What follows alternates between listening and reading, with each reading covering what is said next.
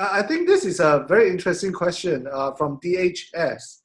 It says, what was your biggest challenge, bracket S, that you have faced from being a lawyer to being a CEO, and how do you overcome it? So what have been some of the biggest challenge for you? Is being a woman leader, a young leader, something that you have to overcome to win people's trust? Wow, well, that's 3 questions in one.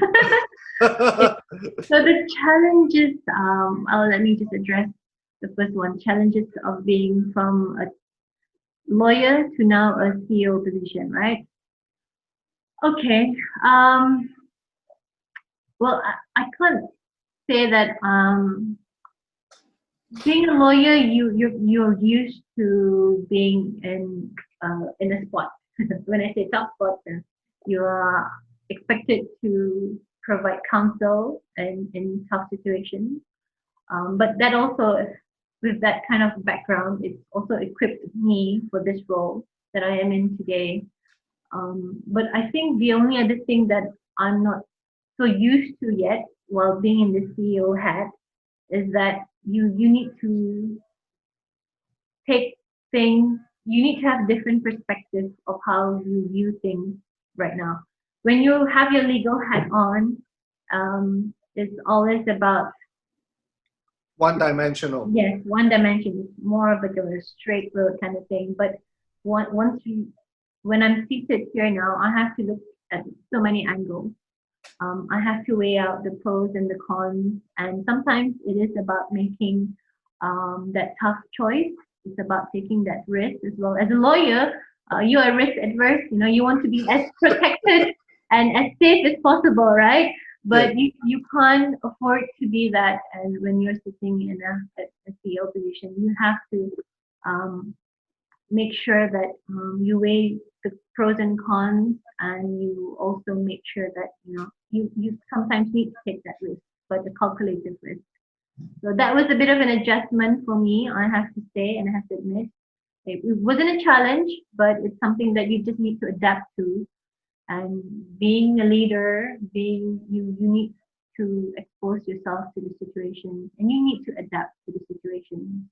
You can't always have a one way of doing things, and that's what leadership is about. You also have to be mindful of your environment, your situation, and even down to the individuals that you're dealing with. So you manage different stakeholders now. When I was legal, I was just managing my boss and the regulator, but now you're dealing with all kinds of stakeholders. So it helps to have that different perspective and different angles of looking at things. So it's being a woman and a very young woman being placed in a leadership position.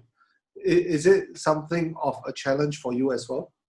You have to prove yourself over and over again, as opposed to someone who is, old, 60-year-old, with a big belly. Okay. Well, I guess you could say that being a young woman, and I have a team of actually men around me. I used to have a colleague that was our finance director. I used to be a woman. So now I'm the only one in the team that's left. Must be very lonely. It is. Sitting at his job, it can get a bit lonely.